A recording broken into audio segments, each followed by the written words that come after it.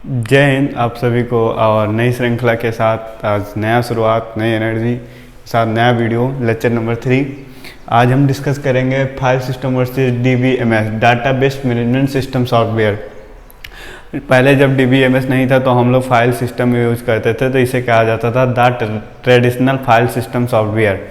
आज हम इन दोनों में कंपैरिजन करेंगे कि हमको फाइल सिस्टम से बेटर DBMS सिस्टम क्यों लगता है और हम DBMS आज क्यों यूज़ कर रहे हैं, फाइल सिस्टम क्यों यूज़ नहीं कर रहे। हम इसमें 4 कैटेगरी को लिख कर रख दिए हैं क्योंकि आपको समझाने में आसानी हो और आप लोग भी लिख सकें। बाद में मैं इसकी नोट्स और डिस्क्रिप्शन में डाल दूंगा और इसके क्वेश्चन का बैंक पूरा वेबसाइट पे अपने अपलोड कर दूंगा, वहाँ से आप देख सकते हैं। आज हम इन चारों को डिस्कस करूंगा और उसके बाद जो 2-3 और हैं वो मैं आपको ओरल बता दूंगा आप, और फिर मेरी वेबसाइट से आप वो नोट्स डाउनलोड करके वहाँ से आप एक्सेस कर सकेंगे। तो पहला है file system is a collection of data in this system the user has to write the procedure for managing the database. ये बहुत इंपॉर्टेंट है, इसे अंडरलाइन कर लीजिए। प्रोसेसिंग द प्रोसीजर मतलब क्या होता है? जब हम किसी काम को करते हैं तो उसका एक मीनिंग होता है या फिर एक कोई अर्थ होता है। ऐसे ही जब किसी काम करने का एक तरीका होता है उसे हम प्रोसीजर कहते हैं। जैसे किसी भी डाटाबेस को अगर हम, जैसे कोई भी डाटाबेस था उसको फाइल सिस्टम के तौर पे मुझे उसको एक्सेस करना है या फिर उसको रखना है, तो उसको प्रोसीजर मैनेज करना पड़ता था, लिखना पड़ता था। जैसे लिखा हुआ the file system is a collection of data. File system एक कलेक्शन है डाटा का। In this system user has to write procedure for managing the database.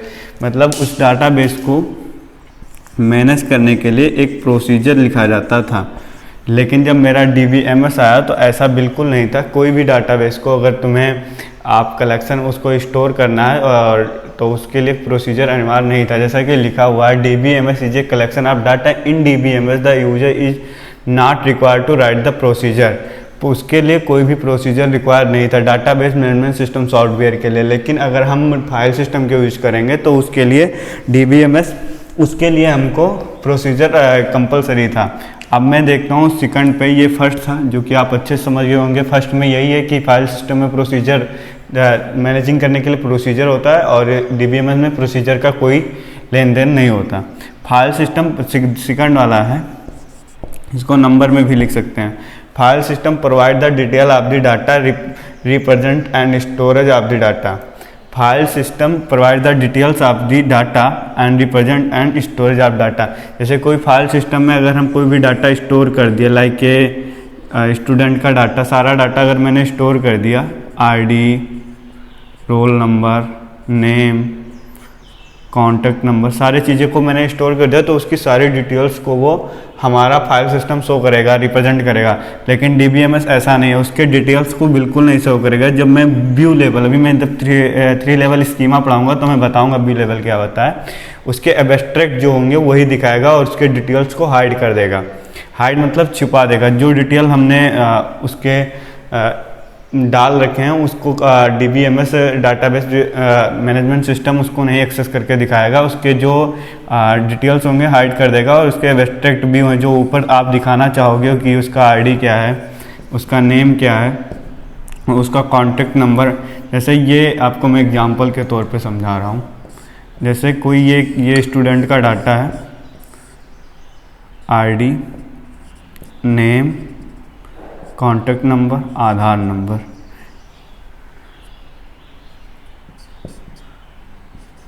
तो इसमें कुछ जो डाटा भरे हुए हैं, नेम में यस कर दो और कॉन्टैक्ट नंबर में कोई भी नंबर है, आधार नंबर में कोई भी नंबर है। तो इसमें DBMS जो इसका होगा वो एब्स्ट्रैक्ट ये शो करेगा, जो इसके एट्रीब्यूट्स हैं, ये आपका जो डाटा है वो बिल्कुल नहीं शो करेगा। लेकिन और फाइल सिस्टम में पूरा डाटा शो करेगा।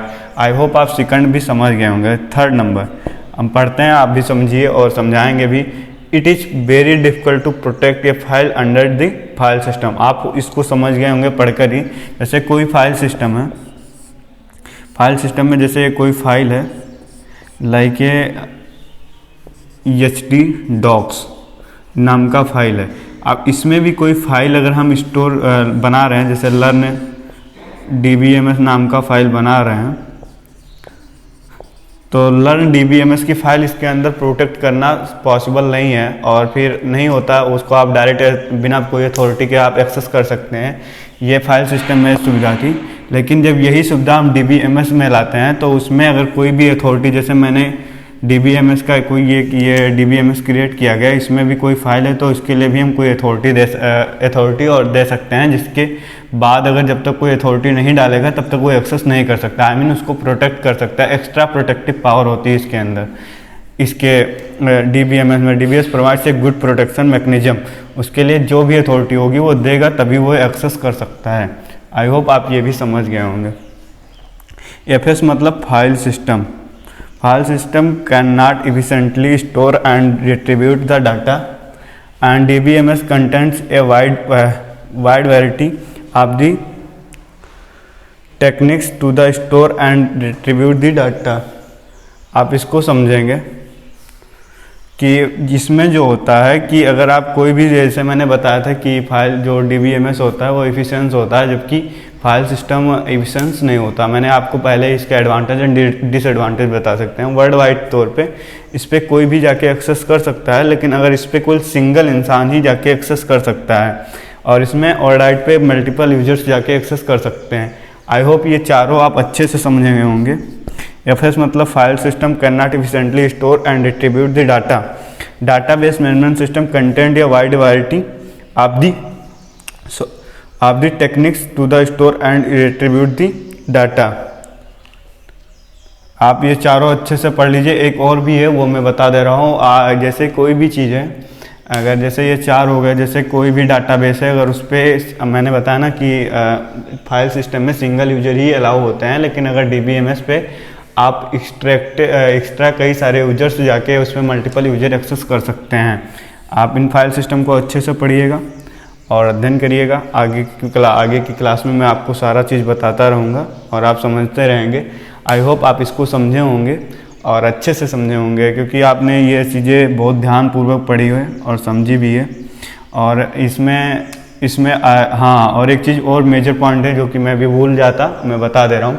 जैसे फाइल सिस्टम में अगर कोई भी डाटा, अगर मेरा कोई भी फाइल सिस्टम में डाटा स्टोर कर रखा है, बाय द वे कोई भी यूजर गया वहाँ पे नहीं एक्सेस कर पा रहा, फेल हो गया, तो वो पूरा डाटा डिस्ट्रॉय हो जाता है, तो उसको हम फिर से रिकवर नहीं कर सकते। लेकिन DBMS database management system software में कोई भी यूजर का अगर गया डाटा एक्सेस नहीं कर पाया, फेल हो गया, लेकिन तो उसके डाटा रिकवर हो जाएंगे। कभी उसके जैसे लाइक मैंने कोई ट्रांजैक्शन किए अकाउंट से, गूगल पे से, और वो ट्रांजैक्शन सक्सेसफुली नहीं हुआ, फेल्ड हो गया, तो ऐसा नहीं कि अकाउंट से पैसा कट जाएंगे, पैसा आ जाते हैं और रिकवर कर लिया जाता है। वो डाटाबेस मैनेजमेंट सिस्टम होता है।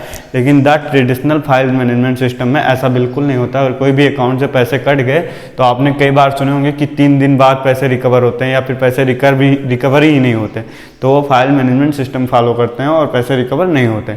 आई होप इन चीज़ों को आप पढ़े होंगे, अच्छे से समझे होंगे, और ऐसे हमसे बने रहिए। नई नई चीज़ें, नई नई ज्ञान के साथ हम आपको सिखाते रहेंगे, सीखते रहेंगे।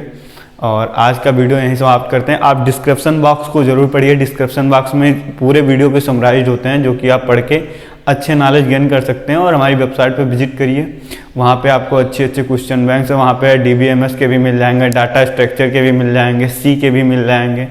और आज यहीं के वीडियो में समाप्त करता हूँ। आपका अपना सूरज दुबे, NB क्लासेस। जय हिंद, जय भारत।